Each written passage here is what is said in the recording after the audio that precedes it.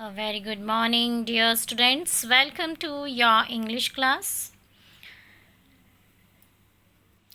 Students, as you know, we have studied the chapter 2 in our Zoom class. Now, let's have a quick revision of chapter 2. The name of our chapter is A Question of Grammar. Okay, so this story is about कि कैसे हम कुछ some things we take in a negative way. कुछ चीज़ें जिनको हम उनका एक अलग मीनिंग निकाल लेते हैं, कुछ चीज़ें जो हमें बताई जाती हैं। तो इसमें क्या होता है, ग्रामर रूल्स को कैसे एक स्टूडेंट अलग ही उनको यूज़ कर लेता है कि two negatives makes a positive, इस तरह से सोचते हुए। So this is the story of William Brown, is a reckless 11-year-old boy who always gets into trouble. So this is a very humorous story. Okay, so one day he learns that his parents are going to visit his aunt soon since he will be alone. ठीक है, उसको उसकी parents outing पर जाते हैं, उसकी aunt को visit करने जाते हैं. So since he will be alone at home, he wants to invite his friends to his house for a small party and decides to ask his father for permission. ठीक है, वो अपने father से permission लेने की सोचता है और वो सोचता है कि वो अपने फ्रेंड्स को इनवाइट करेगा. उसके फादर जो है वो डिनाई करते हैं. ही डिनाइज टू टाइम्स उसके फादर डिनाई करते हैं. लेकिन वो क्या करता है, when he asks his father for permission, he is very irritated and so he asked his the permission, है ना, his father for permission. But वो उसके फादर जो होते हैं वो बोलते हैं no, of course not. Greatly disheartened by the refusal, William daydreams about the party in English grammar class. The next day, all of a sudden, the English teacher, Miss Jones, asks him what she has been discussing. ठीक है, next day वो क्या होता है, जो वो class में, grammar class में उससे पूछती हैं उसकी मैम कि वो क्या सोच रहा है. वो सोच रहा होता है पार्टी के लिए, है ना. तो Miss John ask him what she has been discussing, क्या वो डिस्कस कर रही थी. तो विलियम लुक्स ब्लैंक, वो ब्लैंक हो जाता है. Miss John patiently explain that she was teaching the law of double negatives. क्या एक्सप्लेन कर रही थी Miss Jones? Law of double negatives. She explains that two negative in some sentence make it an affirmative sentence. ठीक है ना.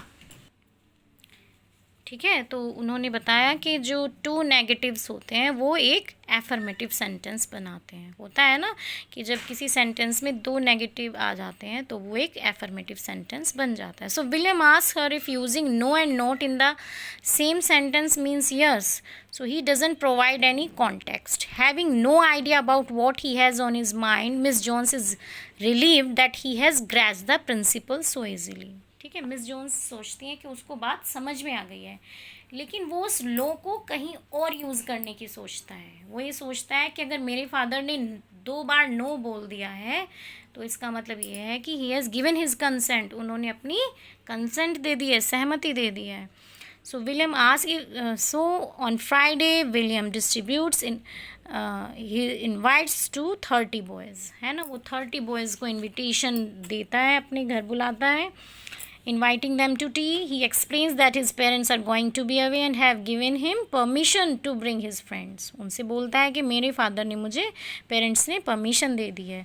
To his delight, all the boys accepted the invitation, but when all of them turn up at the gate, the cook is horrified. है ना. लेकिन जैसे ही वो घर आते हैं तो कुक जो है उनकी डर जाती है. William explain that the boys have all come to tea, कि ऑल जो बॉयज़ हैं वो टी के लिए आए हैं. तो कुक बोलती भी है, reminds him that his father had said no, कि उसके फादर ने नो बोला था. But calmly William explain that his father had in fact approve the plans, के फादर ने तो अप्रूव कर दिया है. तो उसने जो डबल नेगेटिव्स का लॉ जो है वो उसने यूज़ कर लिया वहाँ पर.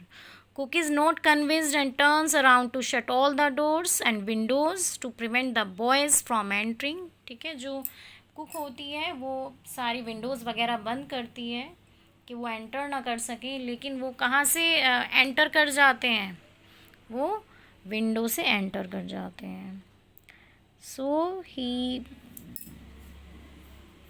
Realises that there is no food for his guest. फिर बाद में वो रियलाइज़ करता है कि फूड नहीं है गेस्ट के लिए. तो वो he quickly solves the problem by landing his friends into the pantry where food is stored. ठीक है, पेंट्री होता है जहाँ पर फूड रखा जाता है, तो वहाँ पर वो अपने फ्रेंड्स को के साथ एंटर हो जाता है. ठीक है, तो वहाँ पर भी वो इस तरह से बहुत मस्ती करते हैं. वो जो है सब कुछ मतलब वहाँ पर खाते हैं. By the time the boys are done the larder is entirely empty. सब कुछ वो एम्प्टी कर देते हैं. Just then another boy who was playing in the drawing room comes in excitedly and declares that William family has returned in a cab. ठीक है, वहीं से एक बॉय आता है फिर कि विलियम की जो फैमिली है वो आ चुकी है. 2 hours later, another friend of Williams who was not invited to the party visits his house. ठीक है, और बाद में 2 घंटे बाद का फिर इन्होंने बताया है कि 2 घंटे बाद आफ्टर 2 hours क्या होता है कि एक फ्रेंड जो कि पार्टी में इनवाइट नहीं थी वो आती है और वो जो है बात करती है विलियम से. तो विलियम, क्योंकि उसके फादर ने उसको ज़रूर पनिश किया होगा, तो William grumbles that he is being punished because his father clearly doesn't understand the rules of English grammar. तो वो ये सोचता है कि मेरे फादर को इंग्लिश ग्रामर के रूल्स नहीं मालूम है, तो वो ये बोलता है. So the story revolves around the problem created by a deliberate misunderstanding of parents instructions. ठीक है, मिसअंडरस्टैंडिंग से ये प्रॉब्लम शुरू होती है कि William happily miss interprets his father's refusal. अपने फादर की रिफ्यूज़ल को वो हैप्पीली जो है मिस इंटरप्रेट करता है, गलत समझता है. ठीक है, breaks the window and finishes all the food in the pantry. सारा जो है फूड फिनिश कर देता है, विंडो को ब्रेक कर देता है. पेंट्री जहाँ पर फूड रखा जाता है.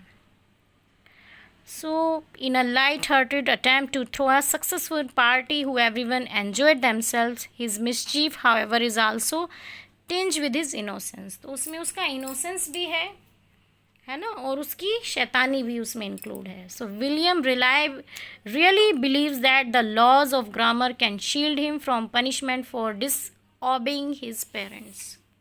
तो वो जो है law of grammar को एक अपनी शील्ड की तरह से यूज़ करता है when he was disobeying his father. So student, I think इतना आपको समझ में आया होगा. So I hope zoom class में भी हमने आपको डीपली एक्सप्लेन किया था. So students keep learning.